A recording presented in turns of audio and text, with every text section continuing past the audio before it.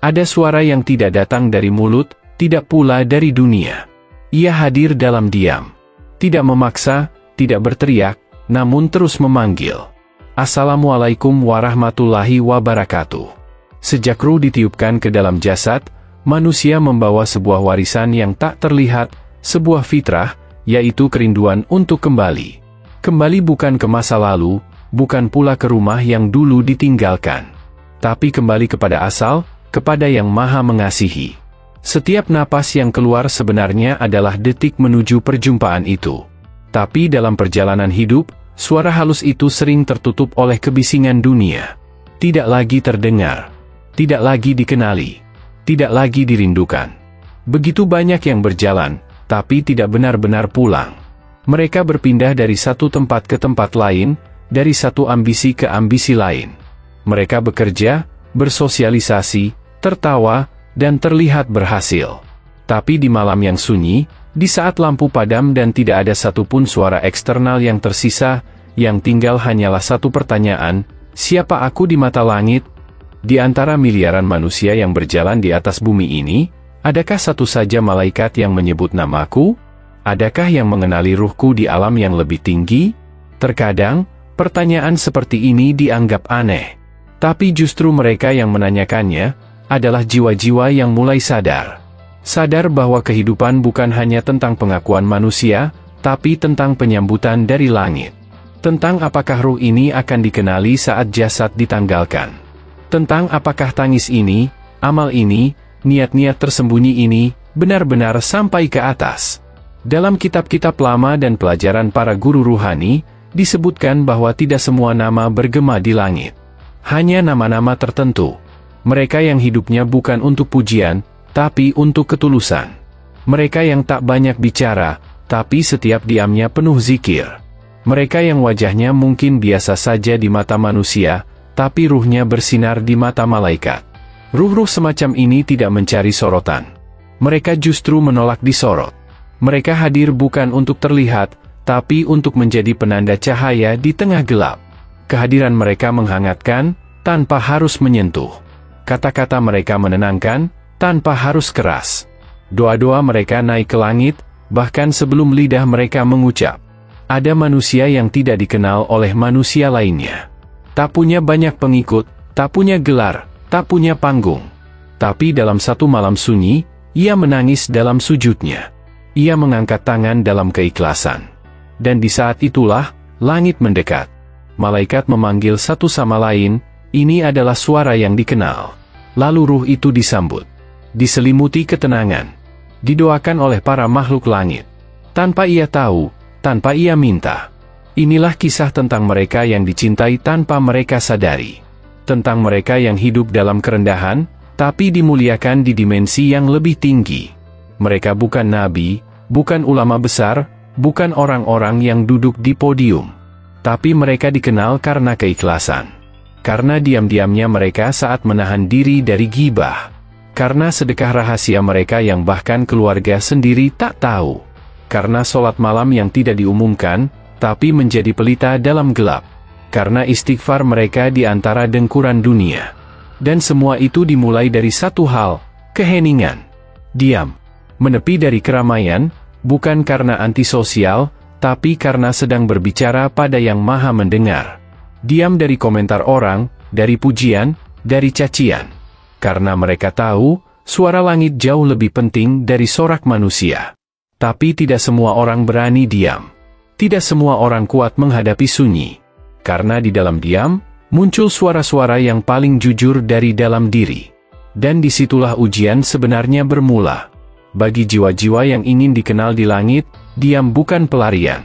Diam adalah panggilan. Sebuah awal dari perjalanan panjang, menuju cinta yang tidak pernah diumumkan, tapi sangat nyata. Dan saat diam menjadi jalan, suara itu perlahan akan terdengar kembali. Suara yang telah lama hilang, tapi tidak pernah padam. Suara yang tidak datang dari dunia, tapi dari asal mula penciptaan. Dan inilah awalnya, saat suara tak terdengar menjadi tanda pertama bahwa ruhmu sedang disambut. Ada saat ketika perjalanan itu justru membawa kita ke ruang paling gelap dari diri sendiri. Disitulah konflik pertama muncul, bukan dari luar, tapi dari dalam. Setelah diam membuka suara ilahi, kita justru dihadapkan pada kenyataan bahwa kita terlalu lama hidup dengan gema suara dunia. Kita mulai menyadari betapa seringnya kita tersesat dalam pujian, terjebak dalam validasi, dan kehilangan arah meskipun merasa berjalan lurus. Malam-malam yang sunyi kini terasa asing. Keheningan yang dulu dicari mulai terasa menyakitkan. Tidak ada lagi notifikasi. Tidak ada lagi percakapan digital. Dan yang tersisa hanya satu suara, kegelisahan. Jiwa mulai bertanya, apakah hidupku selama ini berarti? Apakah setiap amal yang aku lakukan benar-benar untuknya, atau hanya agar dilihat manusia? Inilah titik kritis dalam perjalanan ruhani. Titik ketika kita tidak lagi bisa berbohong pada diri sendiri. Kita tahu cara tersenyum, cara menunduk khusyuk, cara berkata, Alhamdulillah, dengan bibir yang manis. Tapi jauh di dalam dada, kita sadar bahwa tidak semua itu lahir dari keikhlasan. Ada bagian-bagian dari hidup yang telah berubah menjadi rutinitas, tanpa ruh. Kita tahu bagaimana doa dilafalkan, tapi lupa bagaimana harapan itu dipanjatkan dari hati yang rapuh. Di momen-momen seperti inilah, jiwa terasa seperti berada dalam kegelapan. Bukan karena tidak ada cahaya, tapi karena terlalu lama menutup mata dari cahaya yang sebenarnya. Ruh seperti berjalan di lorong yang panjang, dan setiap langkahnya mempertanyakan tujuan, apakah aku masih dicintai oleh langit? Ada rasa takut yang sangat halus. Bukan takut dihukum, tapi takut dilupakan. Takut bahwa nama kita tak lagi disebut di atas. Takut bahwa doa kita hanya menggantung di langit-langit rumah, tidak pernah menembus ke langit ketujuh. Dan rasa takut seperti ini, bukan kelemahan. Justru, inilah bentuk cinta yang paling tulus, rasa ingin diperhatikan oleh Tuhan, bukan oleh manusia. Namun, di tengah kegelisahan ini, ada satu kejadian yang menguatkan. Bukan mimpi, bukan pertanda dari langit, tapi sesuatu yang sangat sederhana, air mata. Air mata yang jatuh di sepertiga malam, tanpa disadari. Bukan karena kesedihan dunia, tapi karena jiwa akhirnya merasa kotor. Merasa jauh. Merasa kerdil. Dan justru dari situlah, malaikat mulai memperhatikan. Dalam kitab para arif dan ulama salaf, disebutkan bahwa air mata seorang hamba yang jatuh karena Allah, tanpa diketahui siapapun, akan menjadi saksi paling lembut di hari pertemuan. Malaikat tidak mengumpulkan pujian, tidak merekam jumlah like, tidak mencatat siapa yang paling viral. Mereka mencatat niat, dan air mata adalah bahasa niat yang tak bisa dimanipulasi. Saat itulah langit mulai bergerak. Bukan dengan petir, bukan dengan kilat, tapi dengan kelembutan. Seperti hembusan yang merasuk ke dada, menenangkan hati yang kacau. Doa yang selama ini terasa kosong, kini mulai terasa penuh. Sujud yang dulu hanya kebiasaan, kini menjadi rumah. Dan diam, kembali menjadi tempat ternyaman untuk bertemunya. Namun, di tahap ini juga ujian menjadi lebih halus. Dunia mulai menarik lagi. Pujian datang. Ucapan orang-orang mulai menyenangkan hati. Amal mulai diperhatikan, nama mulai dikenal. Dan disinilah, ujian niat dimulai kembali. Apakah kita akan kembali mencari pengakuan manusia? Atau tetap menjaga diam sebagai tempat bersemayam cinta? Itulah konflik awal dari perjalanan ini, ketika jiwa mulai sadar akan kekosongan lama yang disembunyikan, tapi belum cukup kuat untuk tetap dalam diam yang jujur. Ketika air mata mulai kembali, tapi suara dunia masih menggoda. Ketika cinta ilahi mulai terasa, tapi dunia masih menempel di tepi jiwa. Dan justru di masa inilah, Allah paling dekat. Karena mereka yang sedang berada dalam kegelisahan ruhani, sesungguhnya sedang dididik. Bukan dihukum. Bukan dijauhkan. Tapi diproses untuk dipantaskan. Jadi jika malam terasa berat, jika diam terasa menyakitkan, jika sujudmu mulai bergetar dan dadamu terasa sempit tanpa alasan, maka jangan buru-buru melarikan diri. Bisa jadi, itu adalah tanda bahwa langit sedang memperhatikanmu. Bahwa para malaikat sedang memanggil namamu perlahan, agar kau bertahan sedikit lebih lama. Dan jika kau bertahan, maka sesuatu akan berubah. Bukan di luar, tapi di dalam. Dan itulah yang akan membuka pintu-pintu berikutnya. Karena mereka yang bertahan di kegelapan, akan melihat cahaya bukan dari luar, tapi dari dalam ruhnya sendiri. Dan begitulah caranya langit menyambut satu ruh yang telah memilih diam. Cahaya itu akan mulai tampak, bukan sebagai jawaban, tapi sebagai ujian lanjutan. Ujian untuk menimbang, apakah cinta kita padanya cukup kuat untuk menolak sorak-sorai dunia? Disinilah banyak ruh mulai goyah. Karena saat cinta langit mulai mendekat, dunia pun tidak tinggal diam. Ia menyamar dalam bentuk yang sangat memikat, pengakuan, pencapaian, peluang, kekaguman. Dan yang paling berbahaya, adalah ketika semua itu datang dibalut dengan dalih kebaikan. Maka banyak yang tak menyadari, mereka sedang diuji justru saat mereka merasa sedang dalam jalan yang benar. Mereka memberi, tapi mulai berharap dibalas. Mereka berbicara tentang kebaikan, tapi mulai menghitung jumlah pendengar. Mereka menginspirasi, tapi perlahan mulai merasa bangga. Itulah titik paling tipis antara ibadah dan ego. Antara keikhlasan dan kehormatan semu. Namun, langit tahu cara menyaring ruh-ruh yang benar-benar murni. Allah tidak menilai siapa yang paling sibuk berdakwah, paling banyak berbicara, atau paling rajin memberi. Dia menilai siapa yang paling menjaga niat dalam sunyi. Karena hanya mereka yang tahan dalam diam, yang kuat saat tak dikenal, yang tetap mencintai meski tak dipuji, hanya mereka yang pantas disebut sebagai ruh-ruh yang disambut. Mereka yang dicintai oleh langit memiliki satu ciri yang tak bisa dipalsukan, ketenangan dalam ketersembunyian. Mereka tetap menjadi diri sendiri saat tidak dilihat. Mereka tetap beramal bahkan ketika amalnya tidak diketahui. Mereka tetap bersujud meski tidak difoto. Dan mereka tetap menangis dalam malam-malam panjang, meski tak seorang pun tahu sebabnya. Dalam setiap lintasan hati mereka, ada satu doa yang tidak pernah hilang. Ya Allah, izinkan aku menjadi hamba MU yang dikenal di sisi MU, meski tidak dikenal di bumi. Dan doa seperti inilah yang membuat malaikat mencatat, mengangkat, dan menyebut namanya di hadapan para makhluk langit. Bayangkan, di satu malam, ketika semua manusia tidur, seseorang mengangkat tangannya tanpa kata, hanya dengan air mata. Tidak ada orang yang melihat, tidak ada rekaman, tidak ada jejak digital.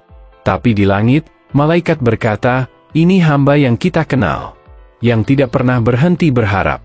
Maka turunlah rahmat, bukan dalam bentuk uang, jabatan, atau kekuasaan, tapi dalam bentuk ketenangan.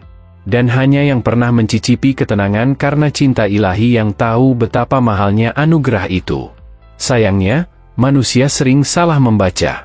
Mereka mengira anugerah terbesar adalah dunia yang terbuka, panggung yang luas, atau nama yang harum. Padahal, tidak sedikit yang dikenal di bumi, tapi tidak disebut di langit. Dan tidak sedikit yang tidak pernah dipanggil namanya oleh manusia, tapi ruhnya disebut-sebut oleh malaikat. Inilah momen penting dalam perjalanan ruhani, momen ketika kita harus memilih, apakah kita ingin terlihat oleh manusia, atau ingin disebut di langit? Dan inilah pengembangan dari konflik sebelumnya. Setelah dia membuka suara ilahi, dan kegelisahan membawa pada kesadaran akan keikhlasan, maka kini ruh mulai digoda oleh kebaikan yang semu. Oleh pencapaian yang dibungkus religiusitas. Oleh pujian yang terasa seperti penghargaan, padahal sebenarnya ujian. Namun disinilah juga muncul tanda-tanda bagi ruh yang dicintai langit. Tanda-tanda itu tidak spektakuler, tapi terasa dalam keseharian. Ketika seseorang menolak membalas hinaan karena takut kehilangan cahaya hatinya. Ketika seseorang memaafkan orang lain karena lebih mencintai kedamaian jiwa. Ketika seseorang beramal dalam senyap dan merasa cukup Allah yang tahu. Ketika seseorang merasa malu atas pujian, karena merasa masih jauh dari layak. Ketika seseorang merasa gelisah saat hatinya mulai menyukai popularitas. Ketika seseorang menangis bukan karena sakit, tapi karena merasa jauh dari Rabb-Nya. Ketika seseorang merasa asing di dunia, tapi justru merasa dekat dengan langit. 7 tanda ini bukan berasal dari luar, tapi dari dalam. Dan mereka yang memilikinya pun sering tidak menyadari. Karena cinta langit tidak diumumkan. Ia hadir dalam bentuk ketenangan, keistiqamahan, dan keberanian untuk menjaga niat. Dan justru karena mereka tidak sadar, cinta itu semakin murni. Mereka tidak merasa istimewa. Mereka tidak merasa lebih suci. Mereka hanya merasa sedang diperbaiki oleh Allah setiap hari. Dan karena itu, mereka menjadi jiwa-jiwa yang terus ditumbuhkan. Perjalanan ini belum selesai. Karena semakin tinggi ruh naik, semakin halus ujian datang. Dan pada akhirnya, setiap orang akan sampai di titik di mana diam bukan hanya menjadi tempat perlindungan, tapi menjadi bentuk doa tertinggi. Diamnya orang-orang pilihan bukan karena kehilangan kata, tapi karena hatinya sudah penuh. Penuh dengan cinta, dengan takut, dengan harap, dengan rindu, dengan penyerahan total. Maka dalam episode selanjutnya, kita akan menyelami bagaimana saat diam berubah menjadi doa. Dan doa itu tidak lagi terucap oleh lidah, tapi langsung oleh ruh. Karena di titik itulah, ruh yang disambut akan merasakan rumahnya yang sebenarnya. Bukan rumah yang terbuat dari bata dan semen. Bukan tempat yang punya alamat, pagar, atau sertifikat. Tapi rumah yang hanya bisa ditemukan saat hati benar-benar tenang. Rumah itu bukan tempat, tapi keadaan. Dan hanya mereka yang berjalan sejauh ini, melintasi diam, gelisah, ujian niat, dan pencarian keikhlasan, yang mampu melihatnya. Pada akhirnya, semua perjalanan kembali ke satu titik, ketulusan di hadapan Allah. Bukan ketulusan yang diumumkan, bukan pula yang diminta-minta, tapi ketulusan yang diam. Yang tinggal dalam dada, bahkan tak bisa diungkapkan dengan kata. Di tahap inilah diam tak lagi menjadi keterpaksaan. Ia berubah menjadi bahasa. Bahasa ruh. Diam yang sebelumnya menyakitkan kini menjadi ketenangan. Diam yang dulu terasa hampa, sekarang menjadi ruang penuh cahaya. Diam yang dulu terasa seperti kekosongan, kini berubah menjadi tempat berbincang paling pribadi antara ruh dan Rabb-nya.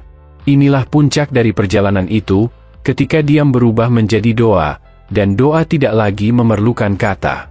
Saat seseorang duduk sendiri dalam sunyi, tidak mengangkat tangan, tidak bersuara, tapi seluruh getaran jiwanya sedang memanggil nama Allah.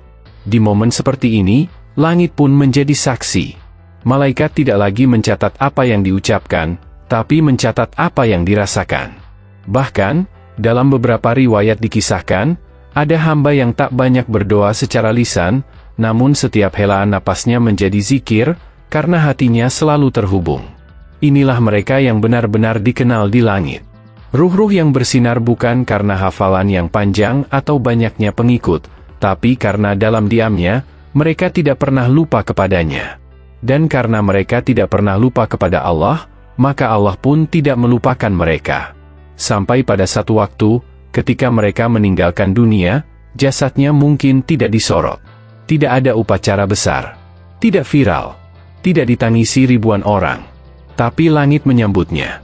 Malaikat berdatangan, bukan untuk menghakimi, tapi untuk menghormati. Ruh itu disambut seperti tamu yang ditunggu. Seperti keluarga yang kembali. Dalam hadits-hadits syahih, disebutkan bahwa ketika ruh seorang mukmin keluar dari jasadnya dengan lembut, malaikat-malaikat rahmat menyambutnya dan membawanya naik. Mereka membawa ruh itu melewati langit demi langit, dan setiap kali mereka melewati tingkatan langit, para malaikat di setiap lapisan berkata, "Ruh siapa yang harum ini?" Dan mereka menjawab, "Inilah ruh si Fulan bin Fulan," dengan sebutan terbaik yang dulu dipanggil oleh penduduk bumi.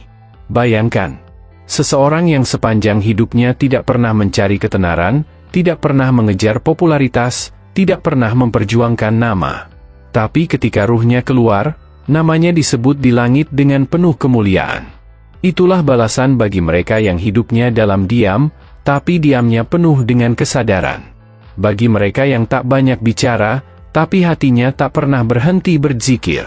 Bagi mereka yang sederhana di bumi, tapi luar biasa di mata langit.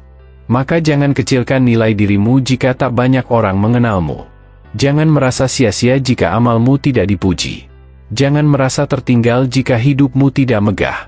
Karena bisa jadi, nama yang tak dikenal manusia, justru harum di kalangan malaikat. Dan bisa jadi, doa yang tak pernah disukai algoritma, justru mengguncang langit dengan keikhlasannya. Kita hidup di zaman yang mengukur segalanya dengan angka. Tapi langit tidak pernah tertipu oleh jumlah. Langit mengenal nilai. Nilai ruh. Nilai hati. Nilai niat.